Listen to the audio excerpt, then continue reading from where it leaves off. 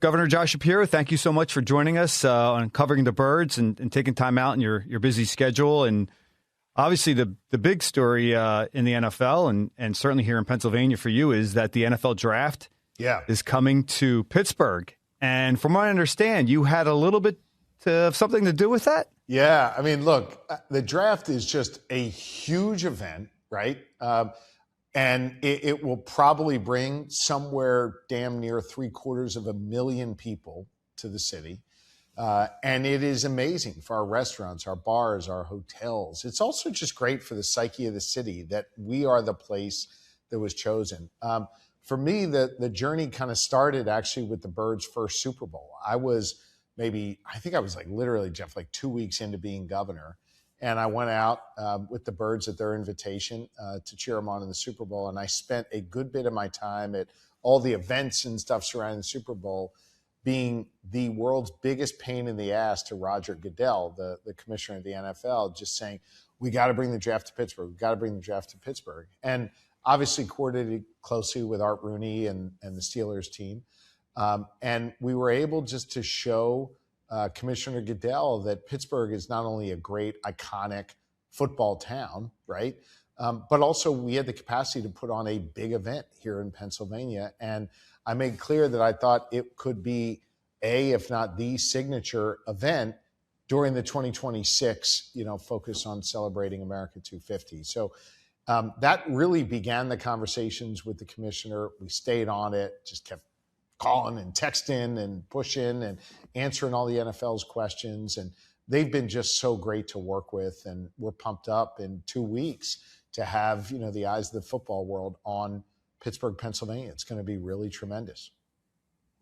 I imagine that you'll be there. Is that correct? Yeah, we'll not only be there, I'm going to use it as an opportunity to sell Pittsburgh and sell Pennsylvania. I got a ton of meetings with CEOs and other business leaders who are coming to town for the draft. It's sort of this great organizing effort, right? Where we're able to organize everyone around meeting up in Pittsburgh. And so honestly, I'll probably spend 90% of my time focusing on job creation, economic development, maybe only 10% on the football side of it. But that's my job. My job is to help, grow the economy. We're doing that in Pennsylvania. And I do think that the draft will be a great catalyzing effort for us. Well, obviously, the reason why you're on this podcast is because you're an Eagles fan. You grew up in the Philadelphia area. Yep. And so my question is to you, what do you think is going to happen if you take the stage there at the draft? Are you going to be like Roger Goodell? What do you think the reaction is going to be from Pittsburgh area fans? Yeah, I mean, look, man, I'm not like Rob Lowe wearing the NFL hat. I'm a Birds fan, and I'm honest in Pittsburgh about that. And I think I can sit on this program here in Philly, and I'd sit on the same program in Pittsburgh and say the same thing. Pittsburgh is an amazing football town. And by the way, they got 6 rings. I mean, they know what they're doing in terms of, building championship teams. But I'm a Birds fan. I grew up a Birds fan. I'm not afraid to admit that. I get a few boos when I'm out in Pittsburgh and I say that. But the truth is, I also recognize that when our teams do well, whether in Philly or Pittsburgh, that's great for the entire Commonwealth of Pennsylvania. But I don't try and play it down the middle. I think you got to be honest about who you are. And I'm a Birds fan. Absolutely. But I don't know if you're going to go so far as to wear your Eagles green up there on stage, or will you? It's a very, very important question. So when I go on the stage, I'll probably just I'm a big bomber jacket guy, so I enjoy wearing those, especially if they're Mitchell & Ness made in Philadelphia. I think they're the best. But probably have to do something like this when I'm on there as the governor. But if I announce a pick, it'll depend on who I'm announcing the pick for. Well, okay. Look, you say you're an Eagles fan. Let's talk about the NFL draft. Let's talk about what you think the Eagles will need. And I don't know if you know, but they picked number 23. So in the first round. So with the 23rd pick in the NFL draft, what position? I guess I don't know how deep you get into if you're a draft nerd or not. No, but I get into it, and I got opinions. Let me just say the only opinion that matters is Howie's, and I have actually tremendous respect for Howie. I really do, and I'm sure on this program he gets some hate, and right? If you're in a position like that, people are always second guessing you. But I think you've got to look at sort of two underlying factors. Then I will answer your question specifically on what I think we need. Number one, we have an owner that invests to win. And so that's really, really like an important baseline thing. I think Jeffrey Lurie is one of the best owners in all of professional sports, and he does that. Second, Jeffrey understands that investing to win also means investing in the personnel you need to make those decisions. And he trusts Howie. And I really respect that relationship. And so I sort of start baseline. I feel very optimistic about the decisions that the Eagles make because of those two factors. We have an owner that invests to win, and I think we got best GM in sports, all sports, by the way. And so that means you're going to hit a lot more homers than you are going to strike out. I think what's clear, in my opinion, not that Howie's asking for it, is that we've got to get a lot more depth on offense. We also got to figure out sort of what the hell was going on there with some of the play calling. Obviously, Petula's out, and we'll have a new structure in on the coaching side. But look, I think what Howie's always understood is that the offensive line, defensive line win championships. I'd like to see us bring in some more talent on the offensive line. Obviously, Lane Johnson is Hall of Fame bound, but he's not a spring chicken anymore, right? And so we got to make sure that we're replenishing in that space. I don't know, and I'm sure you'll ask about A.J. Brown. Like, I don't know kind of where all that stands. Again, I trust Howie to make the right decision ultimately with A.J. Brown. We're going to learn something in the draft if with that top pick, or maybe one of the several top picks we have there, he goes for a wide receiver. That might tell us something. Obviously, we got a lot of picks. I thought, what was it? Was it the Sidney Brown trade, I think, that landed us a couple extra picks? So Howie's very good at accumulating these picks and using them in wise ways. I think the one thing on defense that we need is, obviously, we need a safety. And so thinking about where you pick that safety is going to be important. What I don't know is whether or not you need to pick those spots at 23 or whether they're going to fall off and you can get them in the second or third round. Howie always seems to be able to pick up guys at a discount in these drafts, and I really respect how he does his work. So I'm not here to tell him what to do, but those are the holes that I think we got to be focused on filling.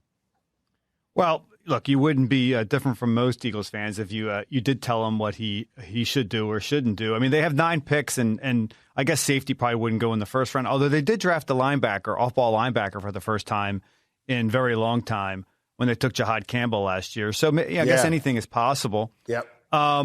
But, you did mention A.J. Brown, and I did have this on the list of topics that I was going to ask you about. I mean, as a fan, and I know a lot of fans right now are kind of wondering, why is this guy on the market? Is he on the market? What is going to be the end game here? As a fan, like, what would you like to see happen with A.J. Brown and the wide receiver position?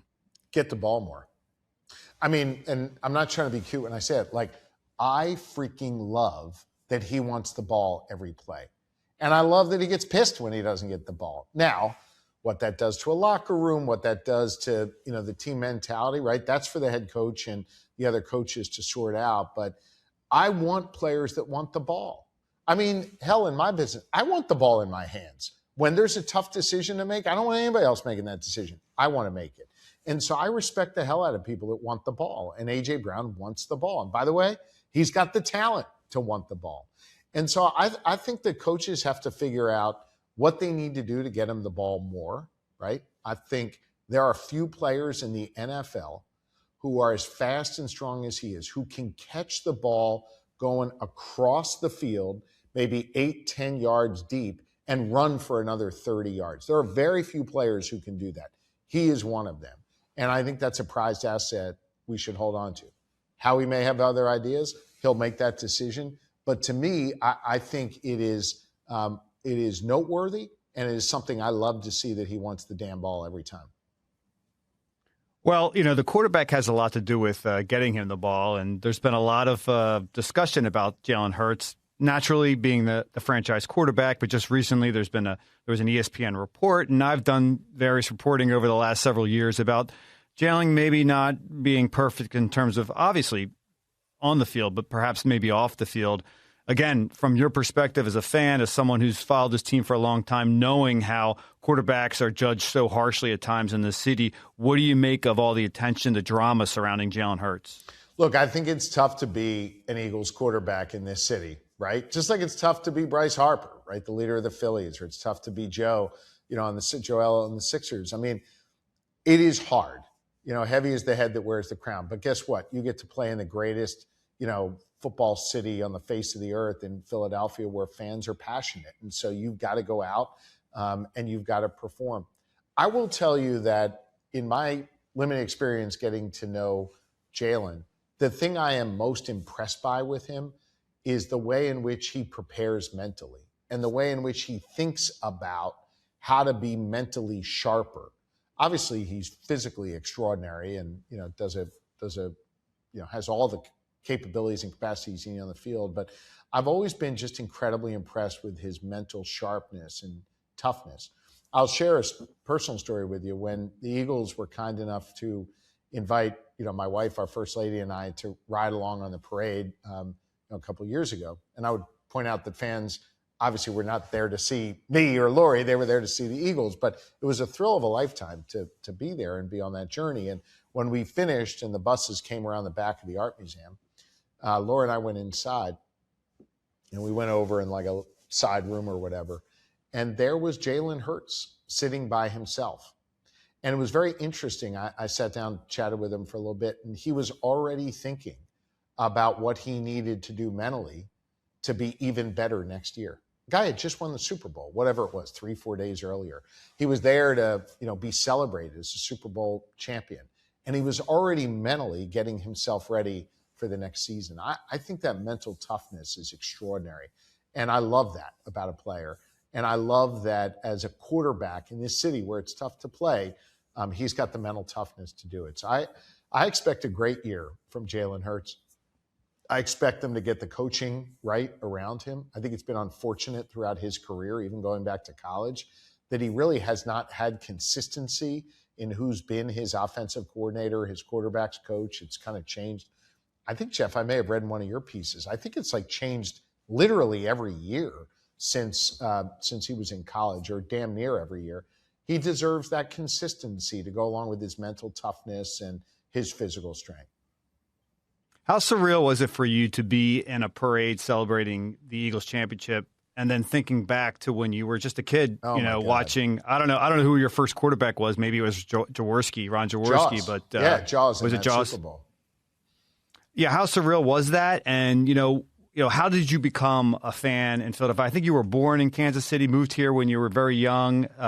When did you find yourself first really bleeding Eagles green? Yeah. So I was born in Kansas City, but I only lived there till, I don't know, maybe I was 1. I really don't have any memories. And my father did naval service in Philadelphia. Then he did naval service for a couple of years in New York. And then we really settled in Philly when I was 5. So, I really have kind of grown up here and grown up an Eagles fan. And honestly, from the earliest days I can remember, I had a transistor radio in my bedroom and I listened to 610 at night. And I became one of those fans that obsessively listened to sports radio, called in, probably complained about a lot of stuff that other Philly fans would complain about. And I just kind of grew up that way. And for me as a little kid, when my dad, was working his tail off, would be able to get tickets to a game, and we'd get to go down, whether it's the Phillies or the Eagles or Sixers, whatever. Those are some of the most extraordinary memories I ever had. Now to be privileged to be in this position and to be invited, and I recognize I was invited given the position that I am in, right? And I respect that, appreciate that. To be invited to be part of a championship parade, when I used to watch those, opportunities where Philly, and we didn't have a ton of them when I was growing up, but where we would win, to watch those with my family. It was unbelievable. It was just an extraordinary feeling. And to be able to be around these guys who just infect the city with positivity and make people feel good and feel better. It's an amazing thing. I got to say, not to get too deep here on this, and I certainly don't want to get political at all, but one of the things I'm sure everyone watching, whether you support me, don't support me, like my policies, don't like my policies. One thing I know we can all agree on is that things are like a little too divided right now. And people feel like they're getting pulled apart in so many different ways in our society. And there are a few things that still allow us to come together. And I think sports is one of them. I think food and, music and other things also. But sports is sort of the great unifier. And when you have a team like the Birds who are playing well, they just inject positivity and they make people feel better. They make people come together more. And in my business, every day I'm working to bring people together, and sports helps do that. And so to be able to have a front row seat to that, to be able to literally be there with these champions who make a community feel so great after being a diehard, fan my whole life, it's really special. Now, I will say my kids are spoiled because my kids didn't have to live through the lean years, Jeff. They didn't have to live through all those years where we weren't winning championships. They think winning championships is just like something we do. So I get a little annoyed with my kids on that, but I remember those lean years. And to be able to go through it now in this position, it's an extraordinary honor, man. It really is. Do you have a favorite player of all time? It's hard to pick one. I think on the Phils, man, I grew up, with Schmitty and Lefty, and, those teams were pretty amazing. Boa, that infield was pretty amazing. Schmitty, Boa, Trio, Pete Rose. I sort of think like that. I think back to those Sixers teams. I mean, still to this day, one of my favorite players of all time was Mo Cheeks. I just thought he was an extraordinary traditional point guard. But, I grew up in that era with Moses and Doc and, those teams were just amazing. So I sort of look up to all of them. I got to see Doc recently, and let me tell you, when you get to talk to Dr. J, even in my position, he was like, "Gov, it's so cool to meet you." I'm like, "Are you kidding me? You're Dr. J." Like I'm amazed I get to be in your presence. So it's pretty cool for me to see these guys now, because these were the ones I grew up with. I had their posters on my wall, and just idolize those guys.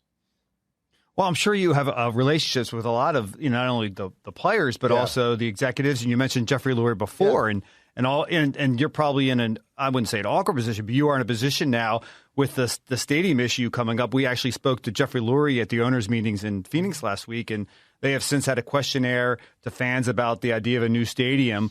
And Jeffrey, when asked about whether possibly moving out of Philadelphia, he didn't kind of say it wasn't on the table. So I guess my question to you is where do you stand in that regard, and what do you think will happen here in terms of the Eagles getting a new stadium? Yeah, and I saw Jeffrey's comments, and as I said at the top of the show, I appreciate so much what he does for the Eagles, what he does for the city, what he does for autism. The Eagles Autism Foundation is a model foundation for I think any professional sport. And I appreciate Don Smolensky. I think Don does a great job leading as president of the Eagles. And they're doing what they should do. They're asking fans what they think. They're thinking about their future. I got no problem with that. And I appreciate the way in which they're doing it. I actually thought Jeffrey's comments were very thoughtful and sober, and he wasn't, saber rattling. We're not going to lose the Birds. They're going to stay in Philly, and we're going to make sure of that. But we're also going to do it in a way that protects the Eagles and protects the taxpayers. And I'm confident that when it comes time to sitting down and having a conversation, that we'll be able to, have a really productive and professional conversation. I guess one of the questions, too, is whether they get a dome to host the Super Bowl. I don't know how you feel about doing that. This is going to be a big summer for Philadelphia in terms of sports and the anniversary of the country with the PGA Championship is coming to Aronimink, and then you have the World Cup coming MLB to Philadelphia, the All-Star Game, and certainly with Pittsburgh. How do you feel about the potential of a dome stadium, and how do you feel about all the events that are going to be happening in this summer in Philadelphia? Look, I'm pumped up for all these events, and we worked really hard to secure these events. I did, my predecessor did, and we actually have a couple more we're going to be announcing really soon that are huge also. So we're really excited. Look, the eyes of the world are going to be on Pennsylvania this year. This is the birthplace of American democracy, the birthplace of the greatest country on the face of the earth that we are privileged to live in. And so to celebrate with sports, as I was saying a moment ago, sports which brings us together, it's a reminder of our shared and common humanity. That's a great thing. And so I'm really pumped up. And I think we've also proven that we can land big events here and we can do big things here. We've got a history of doing that, whether it's the papal visit about 10 years ago, or whether it's the Democratic National Convention or the Republican National Convention. We've hosted both. I mean, there are big events that we know how to pull off here in Pennsylvania, and we will certainly look to add more of them in the future. Well, I guess, thank you so much for doing this with us, Josh. And I guess my final question to you is, I guess looking ahead to the Eagles season, this is obviously what the podcast is about. Look, they haven't got the roster set yet. 53-man roster won't be set until before the start of the season. They still have the draft here, a few other things to happen. But what is your feeling about how things will go here next season? Do you have any prediction for how the Eagles will fare in 2026? Yeah, I think we're going to bounce back. I mean, don't forget, we went 11-6, right? So we did have a strong regular season. Obviously, the playoffs is not what any of us hope for. We've got much higher expectations. I think what Howie has always shown an ability to do is to tinker and make change and figure out what needs to happen, both on the coaching staff and on the players on the field. Total confidence he'll be able to do that. I've got confidence in our defense. Again, I think I mentioned this before. I think we obviously have to strengthen the safety position. And we got to get a little deeper on offense. And we've got a good draft, a lot of picks to be able to do that. And, don't sleep on Howie, man. He always knows how to pull an extra trade out. He knows how to package these picks to get some pieces. So very, very optimistic and feeling really good and hopeful, and not, frankly, thinking a whole lot about last year, but instead just looking forward. All right. Well, hey, thanks, Josh, so much for doing this. And I'm sure a lot of Pennsylvanians and Philadelphians are excited about the upcoming draft. And even if it is in Pittsburgh, Eagles fans will be excited about who the Eagles pick. Yeah. They will. And look, it ain't like it's in Dallas, right? I mean, there's no hate between Philly and Pittsburgh on that. I think there is respect. I expect to see a whole lot of Eagles green along with the black and gold out in Pittsburgh. And listen, I mean, whether you're a Steelers fan or a Birds fan, obviously most people watching this are Birds fans. Let's celebrate the fact that the center of the football universe is going to be here in Pennsylvania in a couple weeks. That's a big damn deal. It's great for football. It's great for the Steelers and the Eagles. It's great for our state's economy. It's going to be a lot of fun. Looking forward to it. Thanks so much for doing this, Josh. Thanks, Jeff. Great to be with you.